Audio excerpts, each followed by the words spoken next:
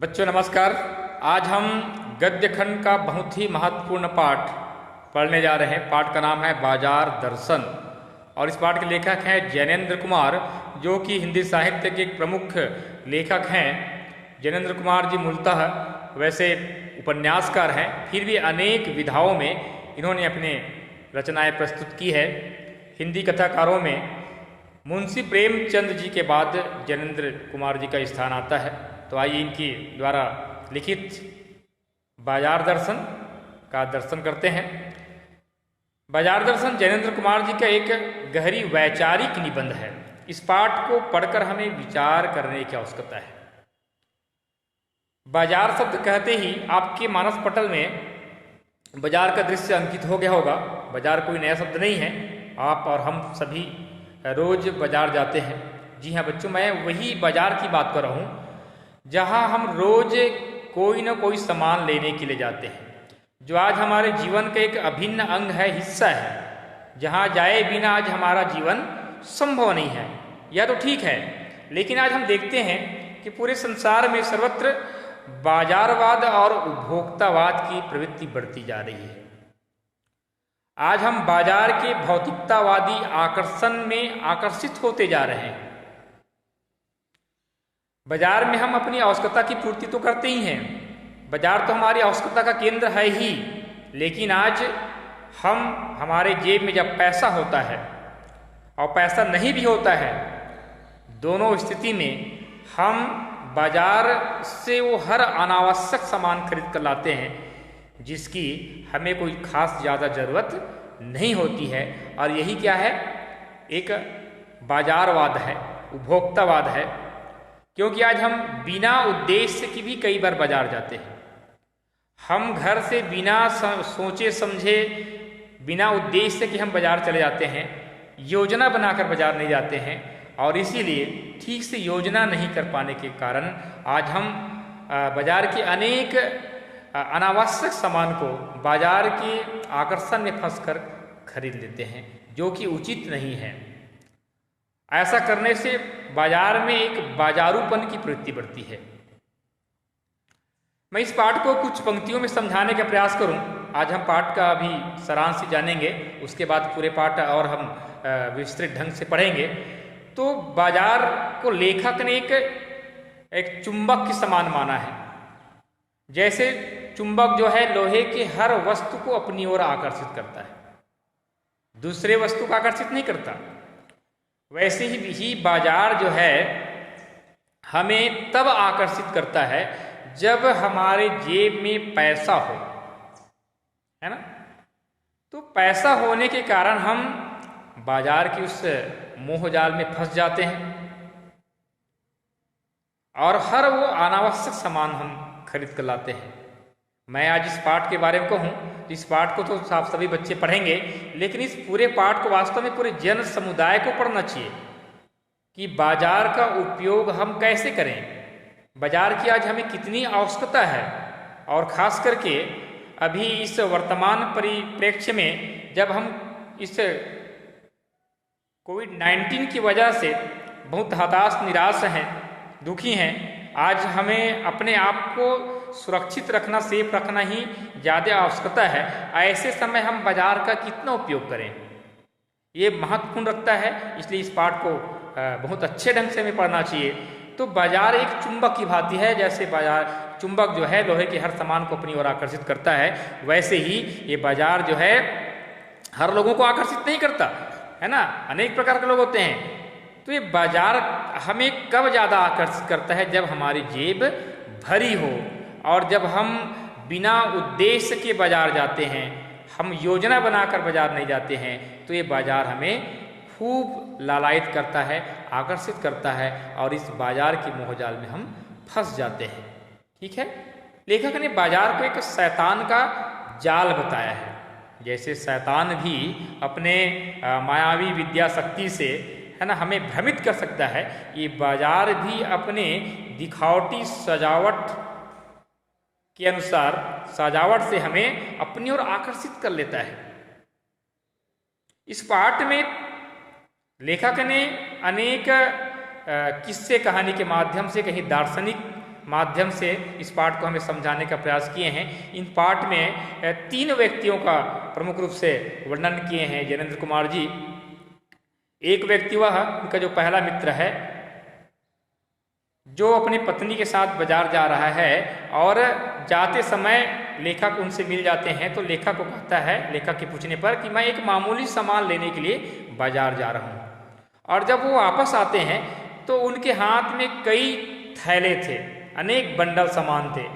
तो आते समय लेखक उनसे पूछता है कि अरे ये क्या, आप तो एक छोटा सा मामूली सामान लेने के लिए बाजार जा रहे थे, लेकिन आप इतने सारे सामान लेकर आ रहे हो। तो उनका मित्र, लेखक के मित्र कहते हैं कि क्या करें, मेरे साथ मेरी पत्नी थी ना, इनके कारण इतना सारा सामान हम लोग ले आए। तो सारा दोष वो अपने पत्नी पर छोड़ देते हैं। और ये प्राचीन काल से चली आ रही है ना, कि हमें जितने भी सुख चैन पहुंचाने वाले घर की जितनी आवश्यक सामग्री है वो ज़्यादा करके कौन लेती है सामान घर में, घर की स्त्री लेती है। तो वो भी अपना सारा दोष जो है अपने पत्नी पर डाल देते हैं कि ये मेरे साथ गई थी इसलिए इतना सारा सामान हम ले लिए। लेकिन लेखक को समझ में आता है, लेखक कहता है कि नहीं, इसकी मूल बात कुछ और है। और ये मूल बात है पैसे की गर्मी, मनी बैग, पैसे का पावर।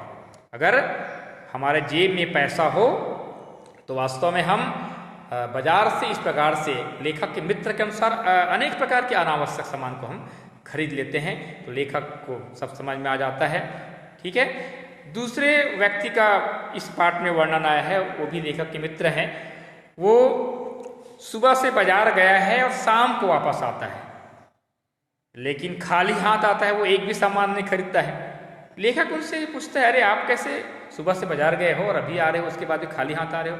तो वह दूसरा मित्र कहता है कि मैं क्या करूं, बाजार में हर वो सामान मुझे आकर्षित कर रहा था, बाजार की हर वस्तु को लेने का मेरा मन कर रहा था। अब मैं ये तय नहीं कर पा रहा था कि मैं बाजार में क्या क्या लूँ, क्या किसे छोड़ दूँ और किसे लूँ। इसलिए मैं सोचा कि आज चलो कुछ भी सामान नहीं लेते हैं, और मैं एक भी सामान नहीं ले आ पाया। तो कहने का मतलब दूसरा जो मित्र है वो निरुद्देश्य से बाजार गया था, बिना उद्देश्य के बाजार गया था। वो तय करके बाजार नहीं गया था कि मुझे यह सामान लेना है ना। और इसीलिए वह सुबह से बाजार गया था, शाम को वापस आता है, उसके बाद भी कोई सामान नहीं आता है, खाली हाथ आता है। ठीक है। तीसरे व्यक्ति की इस पाठ में वर्णन आया है, जो कि बहुत ही महत्वपूर्ण है। एक अद्भुत चरित्र उस व्यक्ति का है। ठीक है। वह व्यक्ति चूरन बेचने का काम करते हैं।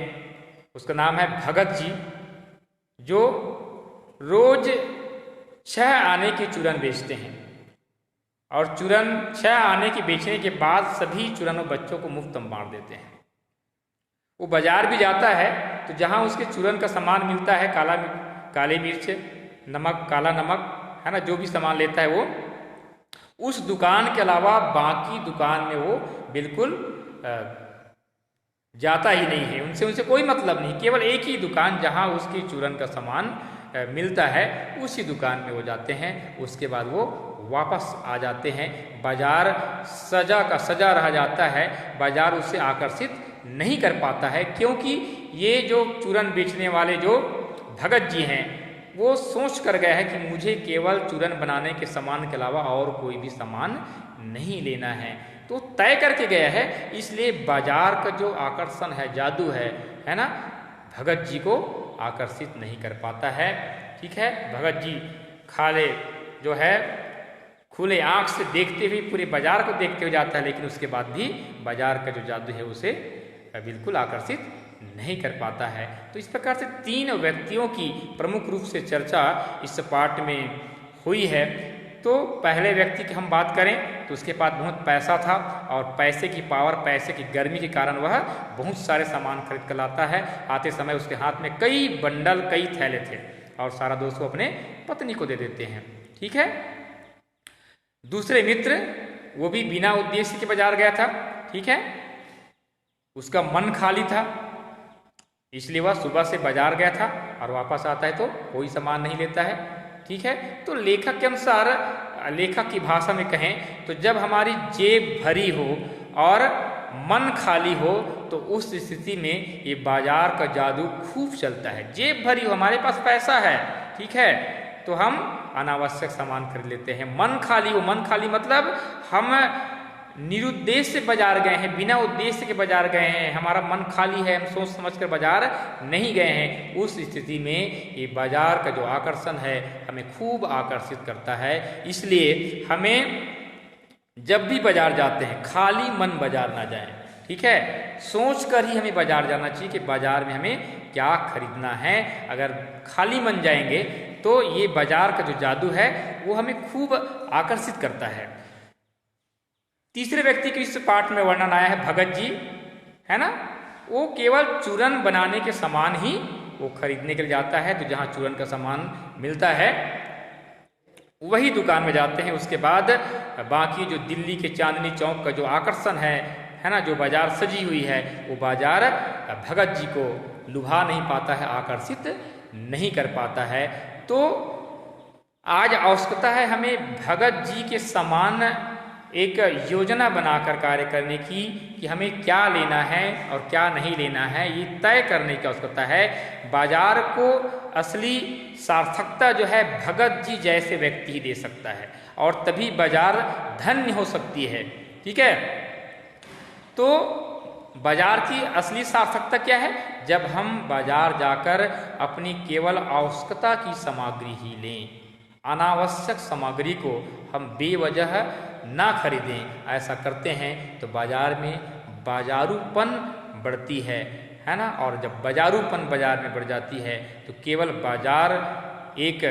बाजार में एक बेचने वाला जो व्यक्ति है वो व्यापारी रह जाता है, और लेने वाला केवल लेने वाला केवल ग्राहक हो जाता है। तो बेचक और ग्राहक का ही संबंध बाजार में रहता है, और बाजार में एक जो भाव रहना चाहिए, आत्मीयता की भाव होना चाहिए, प्रेम की भाव होना चाहिए, वह नष्ट हो जाता है और बाजार में बाजारूपन बढ़ जाता है। उसके बाद एक हमारे मन में एक अलग प्रकार की भावना आ जाती है, ठीक है।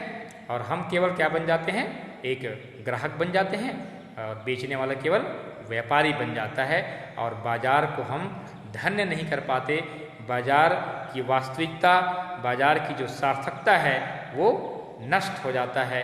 तो इस पाठ में जैनेंद्र कुमार जी वही बताने का प्रयास किए हैं कि बाजार का उपयोग हम कैसे करें, बाजार की आवश्यकता हमें कितनी है।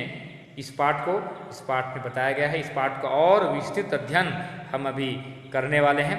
अभी हम केवल इस पाठ का सारांश ही बताए हैं। धन्यवाद।